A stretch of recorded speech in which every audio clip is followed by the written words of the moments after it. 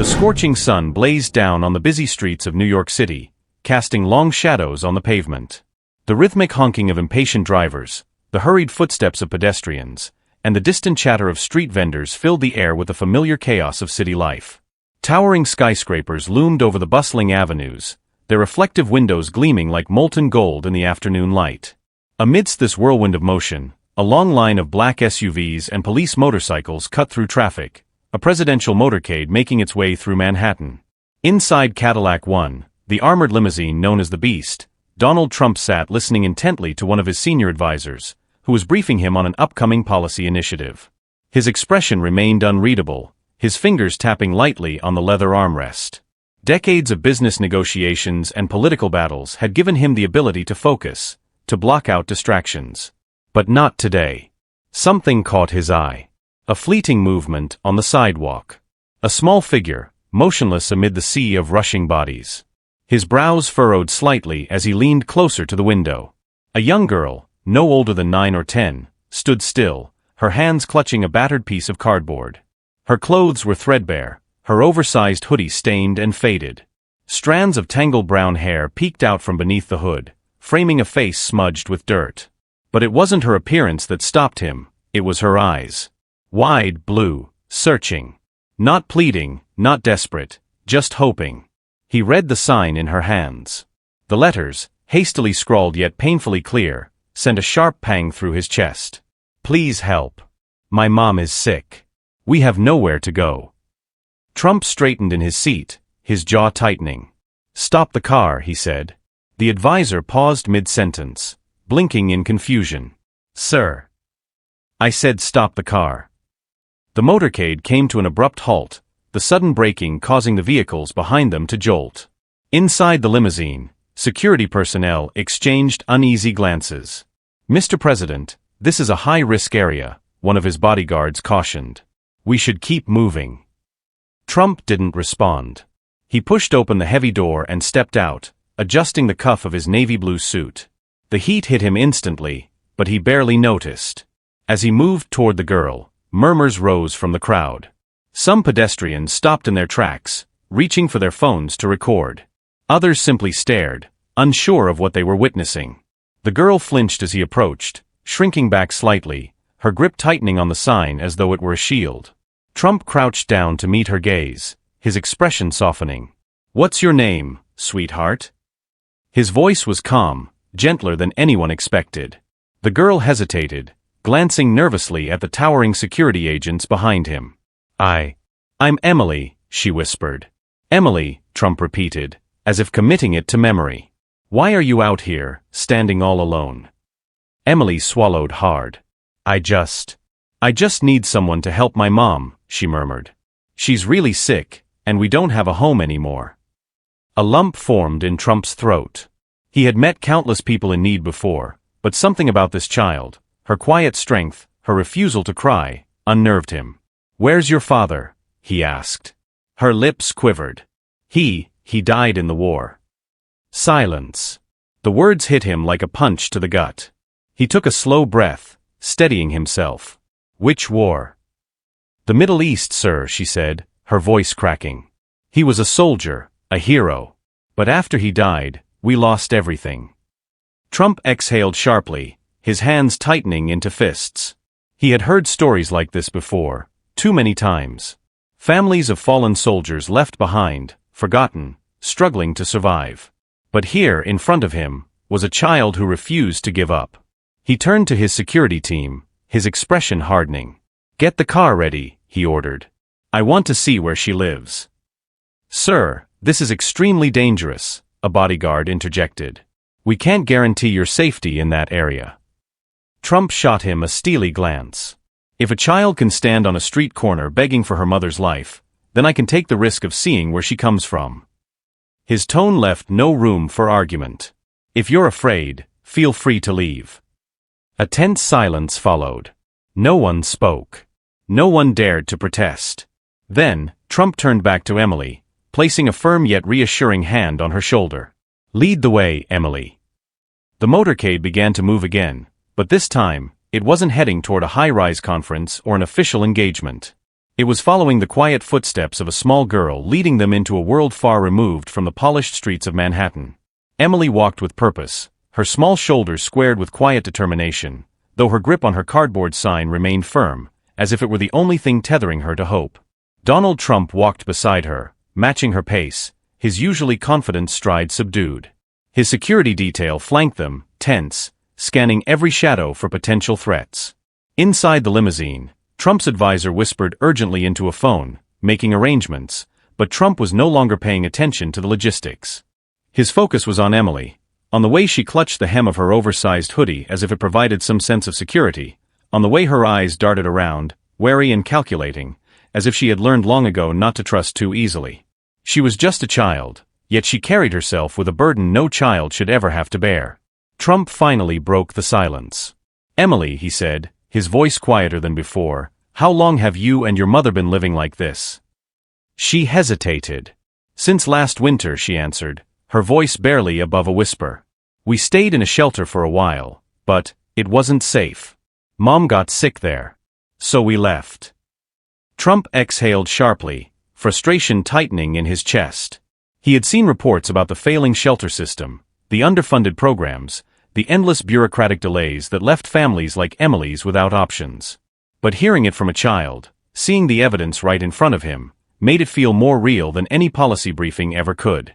As they walked, the scenery shifted. The towering glass buildings of Manhattan gave way to older, crumbling structures. Sidewalks became cracked and uneven, lined with overflowing dumpsters. The bright neon lights of the city faded, replaced by dim street lamps flickering against the gathering dusk.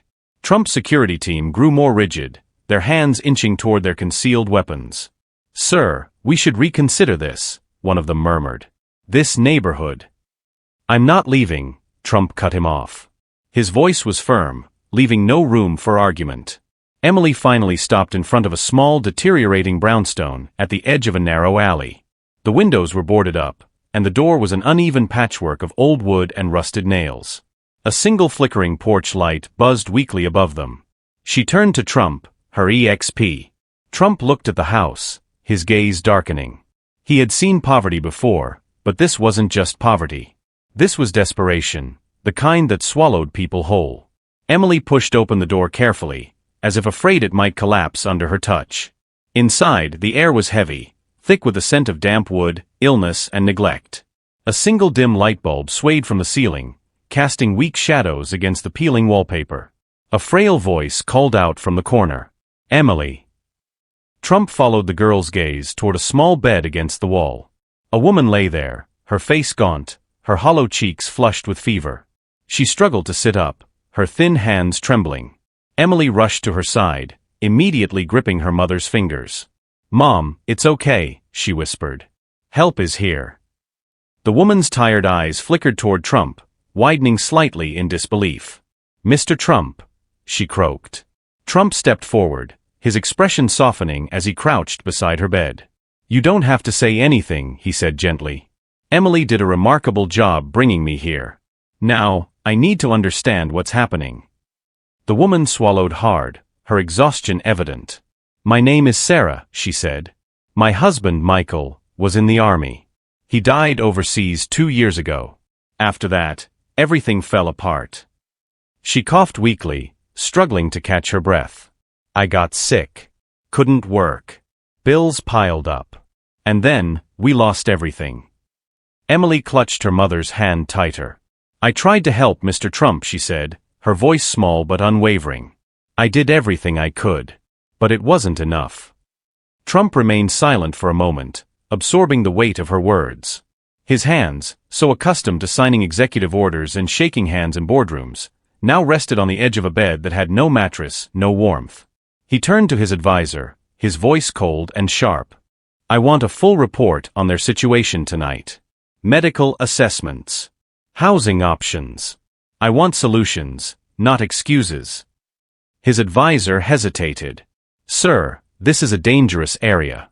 We should leave this to local organizations." Trump's gaze turned ice cold.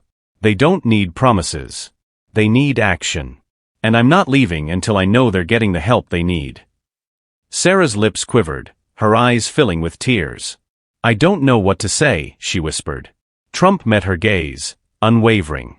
You don't have to say anything, he said. Your husband gave his life for this country. The least we can do is make sure his family isn't left behind. As he spoke, he became aware of movement outside. The small, dim alley had grown quieter, but not emptier. Shadows shifted as neighbors, other struggling families, emerged from their homes, drawn by curiosity and cautious hope. Trump glanced toward the doorway, then back at Sarah and Emily. This isn't just about one family, he murmured. It's about all of them. Emily looked up at him, her blue eyes searching his face. Can you really help us? She asked softly. Trump placed a reassuring hand on her shoulder. You helped your mother when no one else would, he said. Now it's my turn to help both of you. And with that, the first real spark of hope flickered in Emily's eyes. The silence in the tiny room was thick with unspoken words. Sarah, still weak from illness, clutched her daughter's hand as if holding on to the last thing tethering her to this world. Emily sat beside her mother, her small fingers wrapped protectively around hers, unwilling to let go. Donald Trump stood in the dimly lit space, his sharp gaze scanning the room, know the reality of what life had become for this family. The peeling wallpaper, the sagging ceiling, the damp air that carried the scent of mildew and lost hope. There was no warmth here, no comfort. Just survival. Trump turned toward one of his aides, his voice cutting through the silence like a blade. Get a doctor here. Now. The aide hesitated. Sir, Now, Trump repeated, his tone leaving no room for argument. The man hurried out, speaking into his phone. Trump exhaled, rubbing his fingers together, a rare sign of unease. He had spent his life making deals, moving billions of dollars with a single signature, but here, standing in a crumbling home with a sick woman and her brave little girl, money wasn't the answer. Action was. Sarah's voice, soft and trembling, broke the stillness. Mr. Trump, she murmured, her tired eyes filled with something between gratitude and disbelief. I never thought anyone would stop. People see us, but they don't see us. Trump crouched beside her, lowering himself to her level. They see you now, he said firmly. And they're not going to forget you. Emily's lips pressed together, her small body tense. People walk past us every day, she said, her voice quiet but filled with something raw, something that had been simmering inside her for too long. They pretend we don't exist. My dad was a hero, but nobody cares. We don't matter to them. Trump's jaw tightened. He reached out, placing a reassuring hand on the girl's shoulder. Emily, he said, you matter. Your mom matters. And your father, he was a hero. That means something. And I promise you, this ends today. The girl looked at him, uncertainty flickering in her tired blue eyes. She had heard promises before, empty words spoken by well-meaning strangers who never came back. But something in Trump's voice was different. Suddenly, a noise outside caught their attention. The low murmur of voices. Footsteps. Movement in the alley. Trump's security detail stiffened, hands instinctively moving toward their weapons. One of them stepped to the doorway, scanning the growing crowd gathering outside the small home. Trump turned to Emily. Who are they? Emily hesitated. Neighbors, she said softly. People like us. Sarah tried to sit up, her breathing still shallow. They heard about you coming, she whispered. They're just like us. Forgotten. Trump stood, his expression unreadable as he stepped toward the doorway. Outside, under the dim yellow glow of a single flickering street lamp, stood nearly a dozen people. Mothers holding on to their children, older men with weary faces, young adults with tired, wary eyes. They weren't here to protest. They weren't here to beg. They were here because, for the first time in years, someone had come. Someone had noticed. A middle-aged man, his face roughened by years of hardship, stepped forward hesitantly. Mr. Trump, he asked, his voice hoarse. I can't believe you're actually here. Trump studied him, noticing the deep lines on his face, the exhaustion in his eyes, the same exhaustion he had seen in Sarah in Emily. I'm here, Trump said simply. The man swallowed hard, then gestured around. We don't want to bother you, but if you're here, you should know. His voice cracked with something between anger and sorrow. We're not just poor, Mr. Trump. We've been forgotten. Our husbands, our sons, they served this country. And now? We're nothing. A murmur of agreement rippled through the crowd. A woman holding a small child wiped at her eyes. A teenage boy clenched his fists at his sides. Trump's hands curled into fists. He had spent decades in rooms filled with power, surrounded by people making decisions about helping communities. But nothing, no statistic, no report, could capture what he was seeing now. This was the cost of being forgotten. He turned to one of his advisors, his voice sharp. I want a full report on every family here. Names, situations, what they need. And I want it tonight. The advisor hesitated. Sir, coordinating with local agencies would be. Trump cut him off. They've waited long enough. If Emily can stand on a street corner, begging strangers to save her mother, then we have no excuse to delay. The crowd was silent, watching. Some looked skeptical. How many times had they been promised help before? But some, just a few, looked hopeful. A slow clap broke the silence. Then another. And another. A woman in the crowd wiped away a tear. A young man, barely out of his teens, nodded solemnly. Emily watched it all, gripping her mother's frail hand tightly. For the first time in what felt like forever, she saw something she hadn't seen in a long time. Hope. Trump turned back to her, kneeling once again so they were eye level. You didn't just help your mom today, Emily, he said. You helped all of them. The little girl's throat tightened. She had spent months feeling invisible. But now, standing here, looking into the eyes of a man who had the power to change everything, she felt something new. She felt seen. Trump stood tall, looking out at the crowd once more. This doesn't end here, he declared, his voice ringing through the quiet alley. We're not walking away from this. We're fixing it. And in that moment, standing in the heart of a forgotten neighborhood, surrounded by people who had long since lost faith, Donald Trump did something no one expected. He gave them something to believe in again. As the last echoes of applause faded into the night, a new kind of silence settled over the narrow alleyway, one heavy with expectation. The faces in the crowd, once shadowed by years of disappointment, now glowed faintly with cautious hope. But hope, as Trump knew all too well, was fragile. It wasn't enough to inspire, it had to be protected, nurtured, and turned into action. He turned from the crowd and back to Emily and Sarah, still sitting quietly in the doorway of their crumbling home. Emily's small hand was wrapped tightly around her mother's frail fingers, as if afraid that letting go would make everything disappear, that this night, this promise, was too good to be true. Trump crouched beside them, his voice lower now, more personal. Emily, he began, his eyes meeting hers, you've done something today that most adults wouldn't have the courage to do. You spoke up. You stood your ground. And because of you, this isn't just your fight anymore, it's mine too. Emily's lip quivered, but she nodded, swallowing the lump in her throat. Her young mind was still struggling to believe that this wasn't a dream, that the most powerful man in the country had just promised to fight for her. Trump reached out and gently squeezed Sarah's hand. You rest now. Help is coming, and we'll make sure you get the care you need. Sarah's eyes shimmered with tears, her voice barely more than a whisper.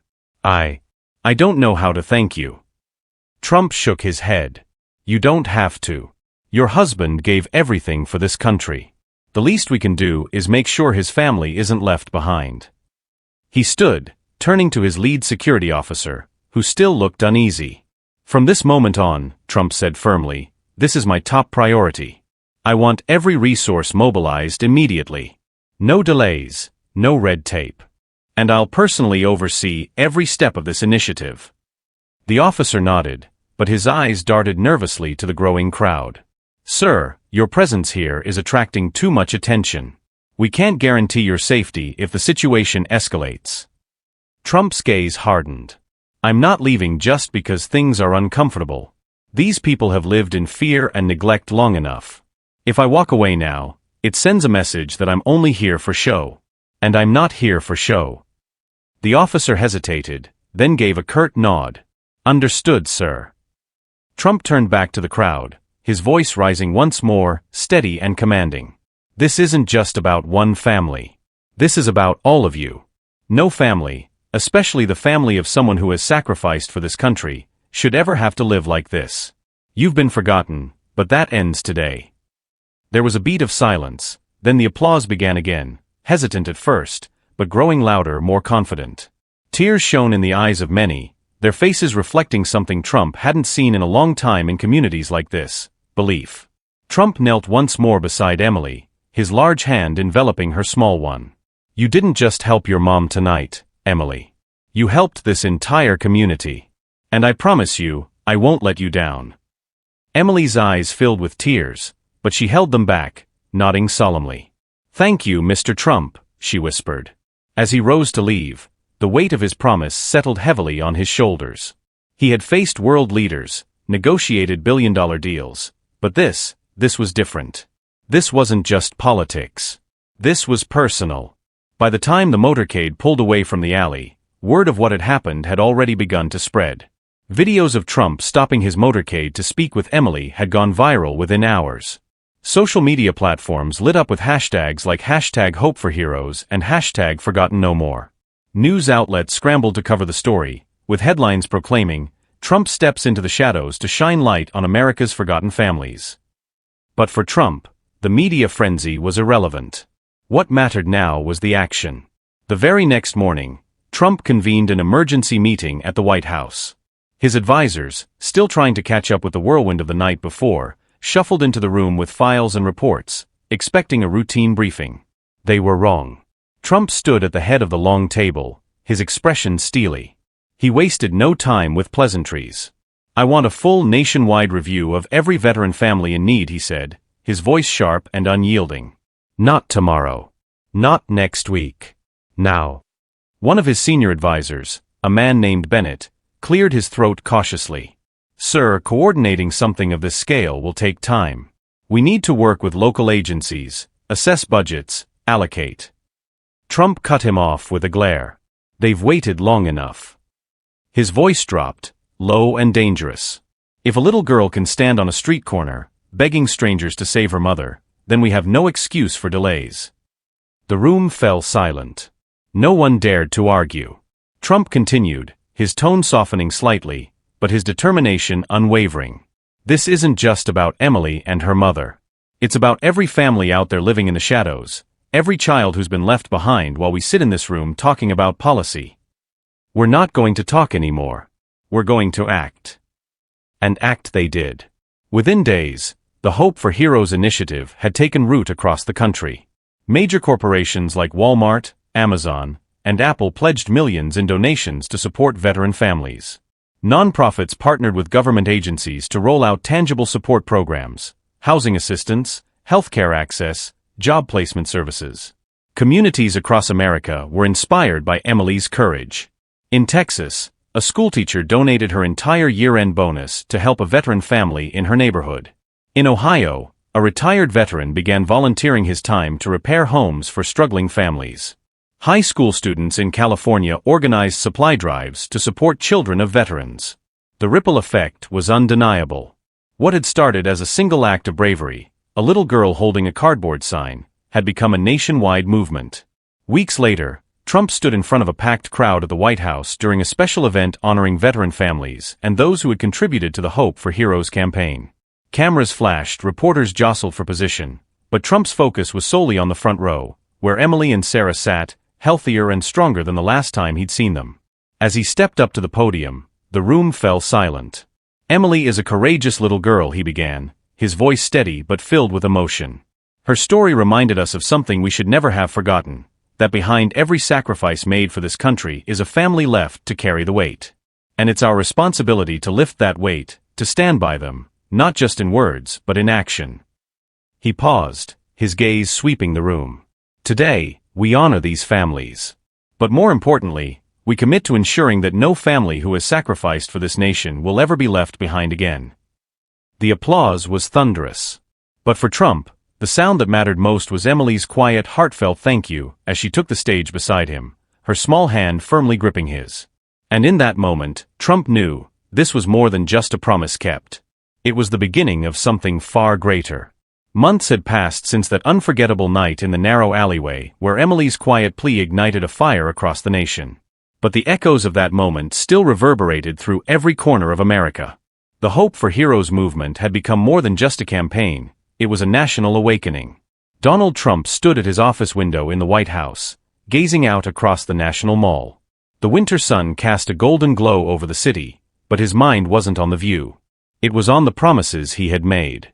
Promises that, for the first time in years, felt personal. A soft knock at the door interrupted his thoughts. "Come in," he called, his voice steady. One of his senior advisors, Bennett, entered, holding a thick folder. "Mr. President," he began, his tone respectful but urgent, "the final report from the Hope for Heroes initiative. I thought you'd want to see the latest numbers."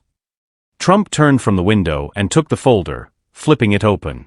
The pages were filled with statistics, charts, and summaries. Over 50,000 veteran families had received housing assistance, 30,00030,000 had accessed critical health care, and thousands more had found employment through new job programs.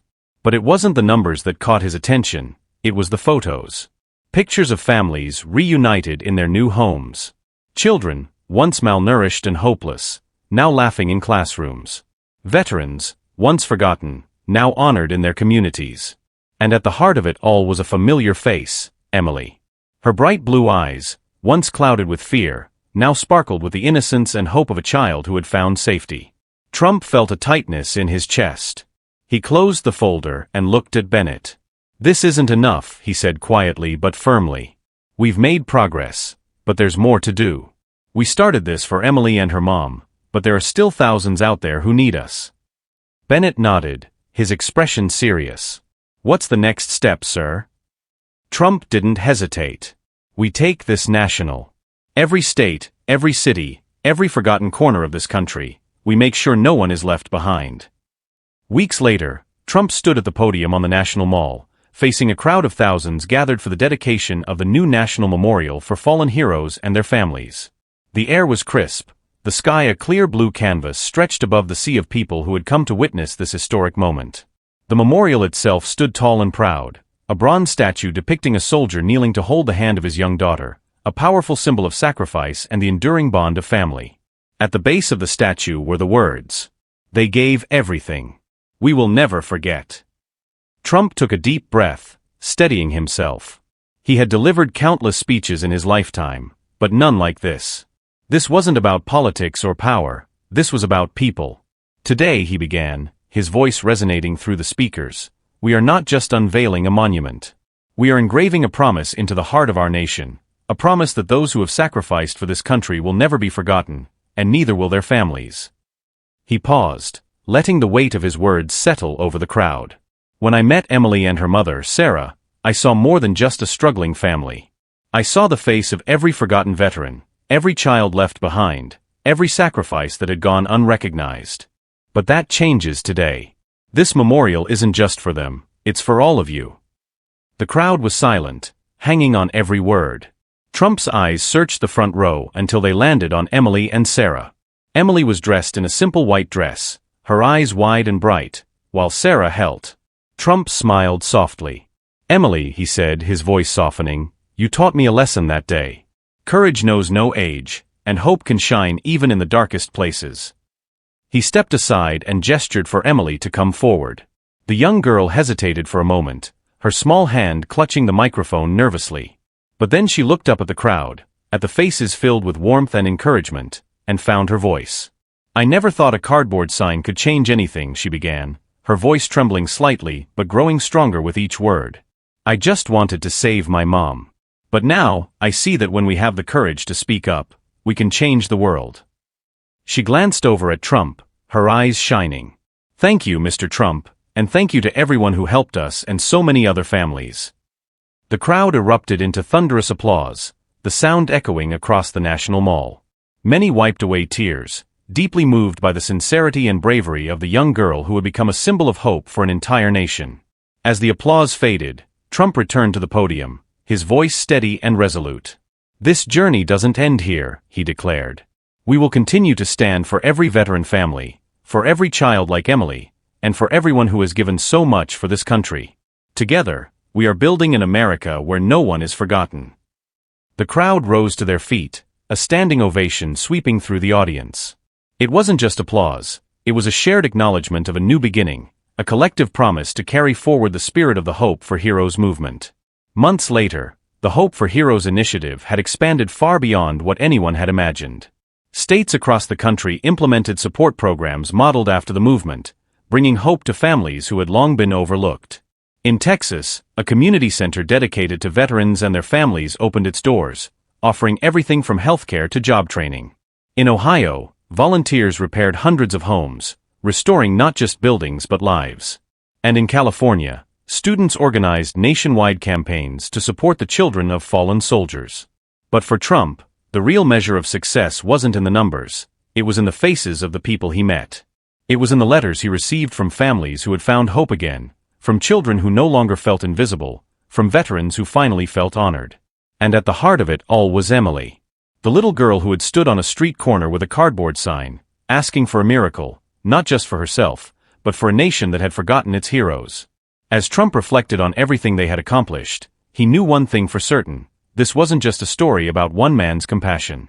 It was a story about the power of courage, the strength of community, and the belief that even the smallest actions could change the world.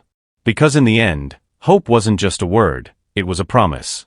A promise that no one, no matter how small, would ever be forgotten again. In today's fast-paced world, where headlines come and go, Emily's story reminds us of the power of small acts to ignite big change.